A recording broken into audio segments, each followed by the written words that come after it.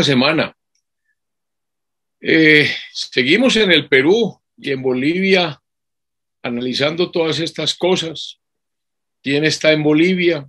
Está Antonio José de Sucre. Cuando ve que lo quieren nombrar presidente vitalicio, conforme a la Constitución boliviana, hecha por Bolívar, Sucre no acepta y dice que solo se compromete a servir de presidente hasta el año siguiente, o sea, hasta 1828, momento en el cual se debería reunir el primer Congreso Ordinario de Bolivia. Allá está entonces Sucre, allá está Córdoba todavía. El Perú y Bolivia deciden crear una confederación.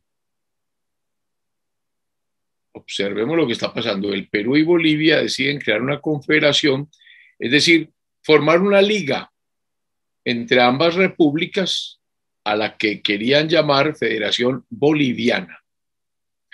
Esa federación designar como primer jefe supremo y vitalicio al libertador Simón Bolívar, dándole al libertador la facultad de nombrar a su sucesor, tal cual lo había escrito Bolívar en su constitución boliviana.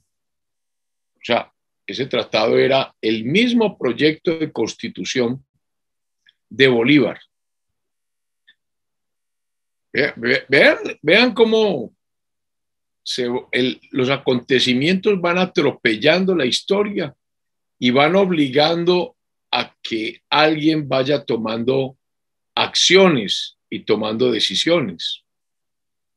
Ese tratado de confederación decía en el artículo 15 que una vez fuesen ratificados esos tratados por ambos gobiernos, Perú y Bolivia, ambos gobiernos nombrarían 2 ministros plenipotenciarios para que fuesen a Colombia y negociar con Colombia la accesión de la República de Colombia a este nuevo pacto de federación. Miren lo que las piezas pues del ajedrez que se van moviendo. O sea, visiten a Colombia para que Colombia también ingrese a este pacto de federación. Y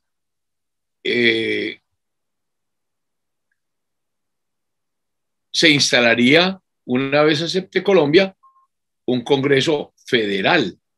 Y allí en ese Congreso federal se arreglarían las bases de esa federación,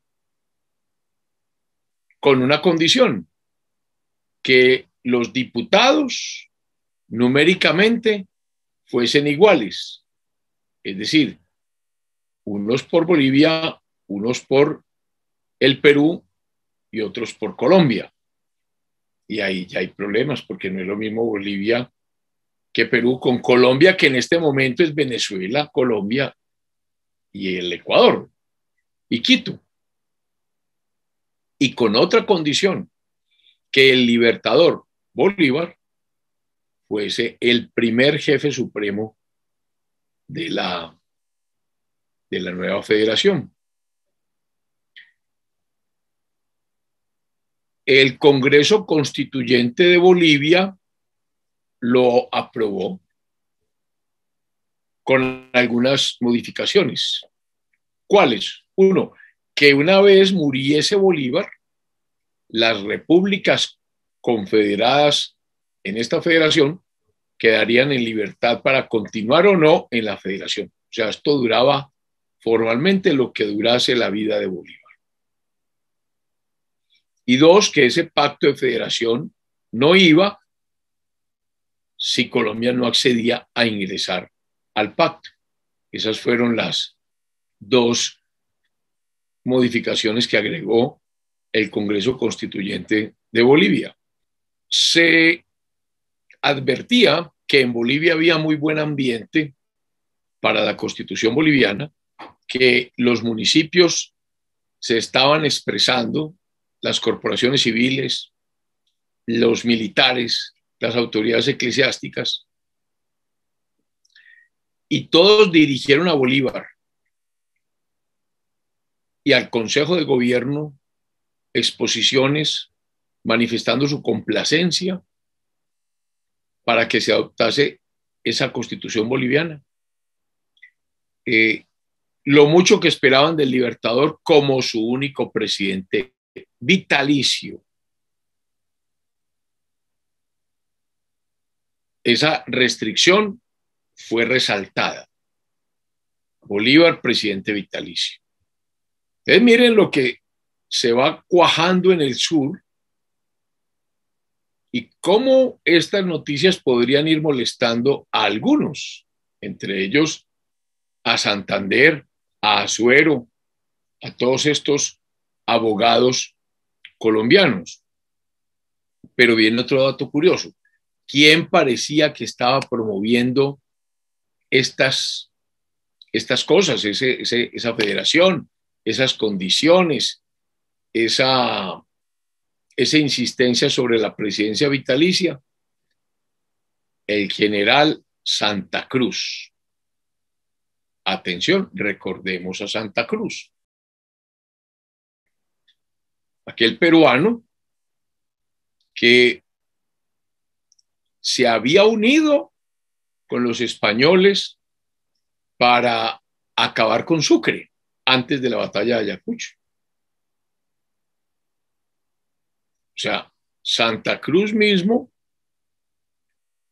que había sido perdonado por Bolívar y colocarlo al frente del gobierno después de esa conducta suya por allá en 1823, cuando perdió 6.000 hombres. Este hombre estaba promoviendo, Santa Cruz, un partido anticolombiano en Lima, aprovechándose de lo que estaba ocurriendo con el tema de la Constitución boliviana. Santa Cruz mueve los hilos contra el Libertador, sabiendo que el Libertador le había perdonado todas esas cosas que acabamos de resaltar, la pérdida de los 6.000 hombres y la traición al tratar de acordar con Riva Agüero y los españoles para terminar con el ejército de Sucre.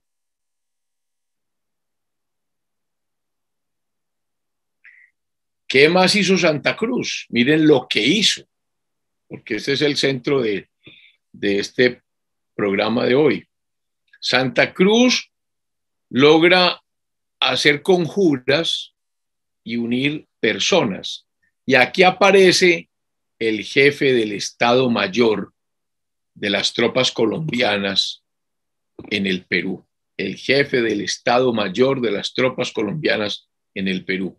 Y ese jefe del Estado Mayor se llama José Bustamante. Granadino, era de la provincia del Socorro, lo que podríamos llamar hoy Santander del Sur.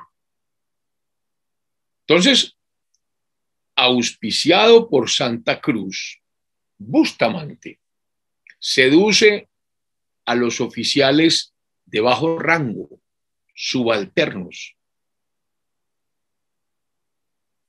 sargentos, tenientes,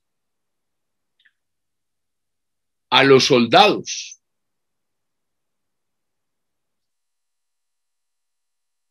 bajo, digamos que las razones de que si hacían una revolución podían permanecer más tiempo en el Perú. Y en el Perú gozaban de más sueldo, en lugar de irse a Colombia, donde no iban a encontrar trabajo, donde los iban a licenciar. Allá en el Perú estaban bien acomodados. Es que recordemos de quién estamos hablando. Estamos hablando de los vencedores de Ayacucho. Estamos hablando de los grandes soldados que estuvieron bajo la orden de Córdoba y de Sucre. Estamos hablando pues de los héroes de la independencia de América, aquella famosa batalla de 1824. Y empezó Bustamante a decirles que de irse a Colombia, allá no iban a encontrar sino miseria, que allá no había rentas para mantenerlos en el ejército. Y entonces riega ese malestar en las tropas, con mucho éxito. Ahora, las tropas tenían algunos soldados muy levantiscos, revolucionarios. ¿Por qué? Porque a esta división, la tercera división en el Perú, se habían incorporado algunos oficiales que en Bolivia se habían levantado contra Córdoba, que era quien mandaba allí en Bolivia la segunda división auxiliar de Colombia.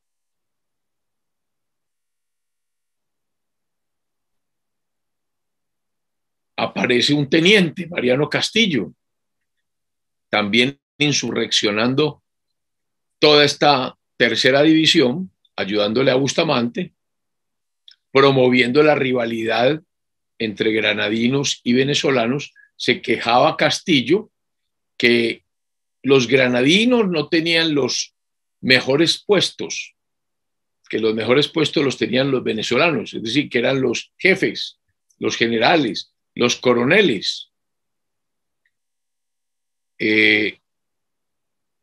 Y probablemente tuviese razón. En la guerra de independencia, los grandes militares de primera línea, segunda línea eran venezolanos. Y los granadinos, pues excepcionalmente unos con altos puestos, como Córdoba. Pero recordemos que entre Córdoba y Sucre, Bolívar prefirió a Sucre. Eso era verdad. Y esa molestia había en el aire. Por lo tanto, este teniente Mariano Castillo aprovechó esas razones para promover esta insurrección en el Perú.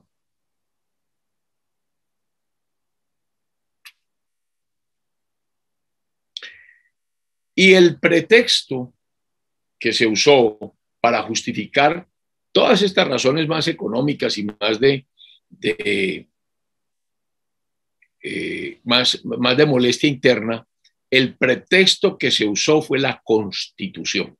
¿Cuál Constitución? La Constitución de Cúcuta, que decía aquel famoso artículo que no se podía reformar sino después de 10 años, o sea, hasta 1831, y estamos en 1827, faltaban 4 años pues más de Constitución. Entonces, bajo esas razones y con el pretexto de pronunciarse a favor de la Constitución, pues estaba la instrucción en estas clases militares más bajas de tenientes y de sargentos para aprender a sus jefes. Y eso ocurrió el 26 de enero de 1827 por parte de Bustamante. 1 de la mañana, Bustamante saca de sus cuarteles a los batallones Vencedor, al batallón Rifles, al batallón Caracas, al batallón Araure y al 4º escuadrón de húsares de Ayacucho, la caballería que actuó en Ayacucho. Los formó en la Plaza Mayor de Lima y inmediatamente apresó al general en jefe que había dejado Bolívar en el Perú, a Jacinto Lara, que habíamos advertido, y lo dice José Manuel Restrepo, que fue un gran error por no tener ni el talante, ni la formación, ni la ascendencia sobre las tropas. Error de Bolívar. Aquí termina prendido Jacinto Lara. Prenden al jefe de la división, a Arturo Sandes, a los coroneles y comandantes de los cuerpos, a Paredes, Luque, Portocarrero, Izquierdo, y a otros oficiales subalternos que permanecieron fieles a los deberes como soldados. El golpe que se dio se completa antes de que amaneciera, porque estamos en la 1 de la mañana. Los jefes están presos entonces y la división colombiana permanece formada en la plaza hasta las 3:30 de la tarde, sin cometer ningún acto irregular con el pueblo, y luego regresa a sus cuarteles, pero ya bajo el mando de Bustamante, auspiciado y auxiliado por los instigadores del motín, que sabemos que detrás estaba Santa Cruz. Inmediatamente ordena enviar al Callao, al puerto cercano a Lima, a todos estos presos nuevos, a todos estos generales, jefes oficiales. No les dejaron empacar equipajes, les quitaron sus propiedades, sus papeles, todo. Se les metió en calabozos y a los 4 días embarcados para Colombia, en el bergantín inglés Booker. Y fueron maltratados por los oficiales Bravo y Lersundi, que trataron indignamente a todos estos oficiales presos por Bustamante. El buque inglés los llevó a Buenaventura y allí los desembarcó y los dejó en libertad para que fuesen a Bogotá. En Lima, Bustamante entonces se apodera de toda la plata que tenía el Jacinto Lara en Lima, 16,000 pesos en oro, producto de recompensas militares, y se lo repartió con la soldadesca que hizo semejante levantamiento, la sublevación.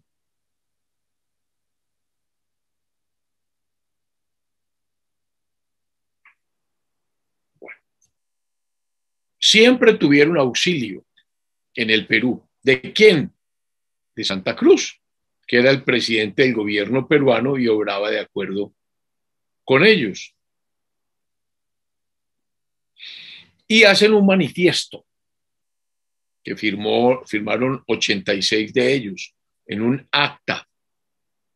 En ese manifiesto dijeron que para manifestar a su gobierno y al mundo entero de un modo el más solemne, hicieron un acta, los sentimientos que los habían animado al deponer del mando a los jefes y oficiales de la división, de quienes tenían muy graves y fundadas sospechas, se habían reunido para declarar que permanecerían enteramente sumisos a la Constitución y leyes de Colombia y profesarían el mayor respeto al libertador presidente, mas que nunca alterarían de manera alguna su propósito de sostener a todo trance la Constitución contra los violentos e injustos ataques que se le hacían en diferentes lugares de la República, ni consentirían en que se nombrara un dictador o que se adoptara un código desconocido. Es decir, la justificación es la Constitución boliviana. Dijeron que hacían esa declaración para dar a conocer sus sentimientos al gobierno colombiano, o sea, a Santander, el que podría disponer de sus servicios. Por lo que se le daría cuenta, remitiéndole copia de esa acta.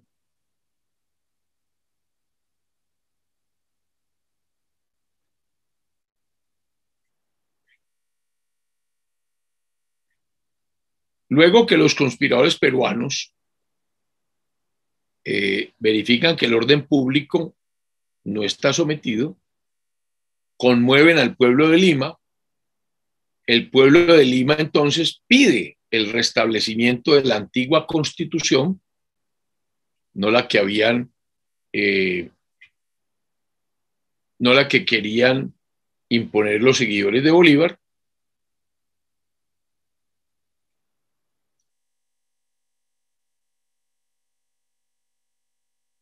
para controlar el Perú y mantenerlo independiente de cualquier asomo de control por parte del Libertador.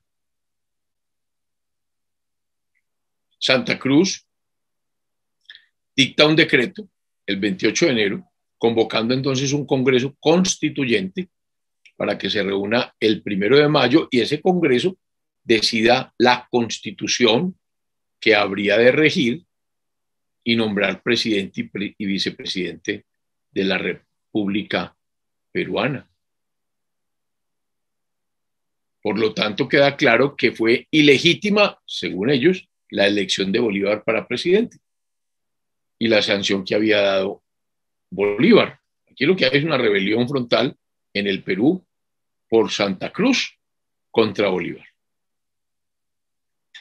¿Qué pasa en la Nueva Granada, en Bogotá? Pues aquí viene la parte más grave, porque inmediatamente se conocen las noticias de lo que pasó con ese partido exaltado en el Perú, enemigo del Libertador. El partido cercano a Santander, los jóvenes abogados, Azuero y demás, y Santander, se alegran muchísimo, dice José Manuel Restrepo, que prorrumpen en una loca alegría, que ordenan hacer repicar las campanas, que lanzan pólvora, voladores, que hay fiesta, alboroto y vivas a la división tercera, o sea, a la rebelada en el Perú, vivas a Bustamante, vivas al Congreso, al vicepresidente y al Perú, o sea, a Santa Cruz. O sea, aquí lo que hay es una cosa bastante grave. Y todo esto, cuando se dieron cuenta que fue el 9 de marzo, pues fue una tarde llena de jolgorio, de alegría en Bogotá. Y el mismo Santander hizo parte del jolgorio. Estuvo en la calle, recordemos que él tocaba guitarra y lo hacía supremamente bien. Y estuvo toda la noche acompañado de numeroso pueblo recorriendo la calle principal, cuestión bastante impertinente, inoportuna y delicada, porque esto era una lucha frontal contra Bolívar. Muchos dijeron, esas fiestas fueron impopulares, delicadas.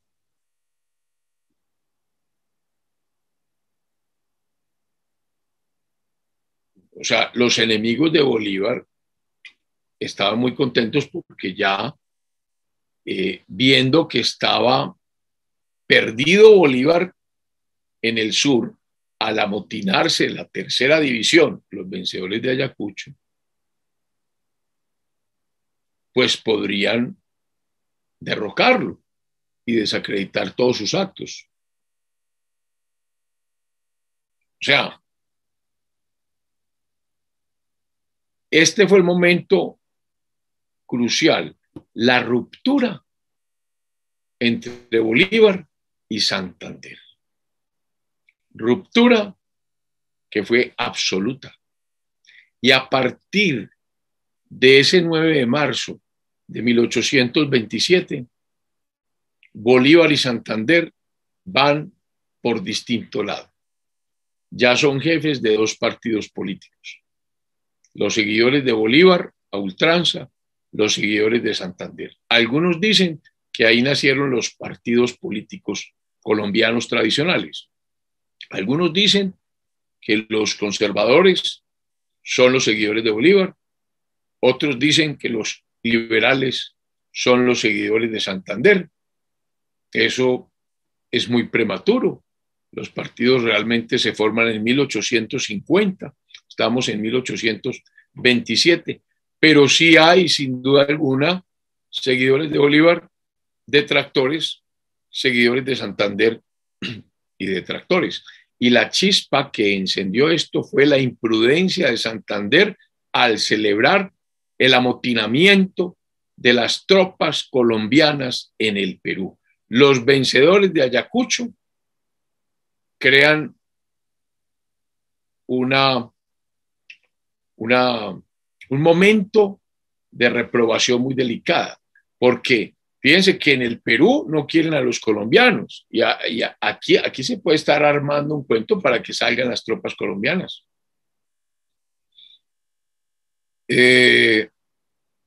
Por eso se dice que Santa Cruz es el que está tejiendo estos hilos delgados para